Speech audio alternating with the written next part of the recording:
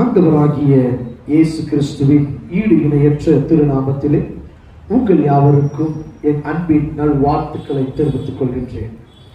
இந்த நாள் தியானத்திற்காய் தெரிந்து கொண்டதான வேத வசனம் எரேமியா தீர்க்கதரிசி புஸ்தகம் 39வது அதிகாரம் 18வது வசனம். அந்த வசனம் இப்படியாய் சொல்லுகிறது, உன்னை நிச்சயமாகவே விடுவிப்பேன். எனக்கு அருமையான தேவ பிள்ளைகளே, இன்றைக்கு வாழுகிற ஜனங்கள், இன்றைக்கு வாழுகிற நாம், ஏதாவது ஒரு காரியத்திலே நமக்கு விடுதலை கிடைக்காதா, ஏதாவது ஒரு காரியத்திலே ஒரு அற்புதம் நடக்காதா என்று சொல்லி எதிர்பார்க்கிற அநேகர் உண்டு. ஒருவேளை வியாதியிலிருந்து தேவன் விடுதலை கொடுக்க மாட்டாரா, பிசாசின் பிடியிலிருந்து ஒரு விடுதலை கொடுக்க மாட்டாரா, கடன் பிரச்சனை விடுதலை கொடுக்க மாட்டாரா என்று சொல்லி பல காரியங்களை நினைக்கிறவர்கள் உண்டு.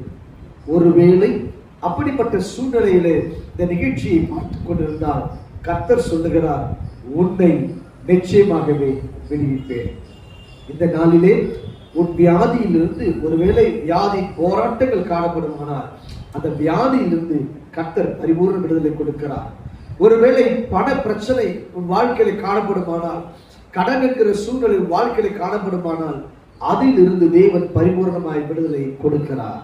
ஒருவேளை பிசாசின் போராட்டங்கள் காணப்படுமானால், அதனால் சிக்குண்டு அவதிப்படுகிற சூழ்நிலையில் இருப்பீர்களானால் உங்களுக்கு அந்த பிசாசின் போராட்டத்திலிருந்து கர்த்தர் விடுதலை கொடுக்கிறார்.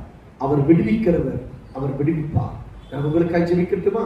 மகா இரக்கமும் கிருபையும் நிறைந்த நீங்க நல்ல தேவனே துதிக்கிறோம்.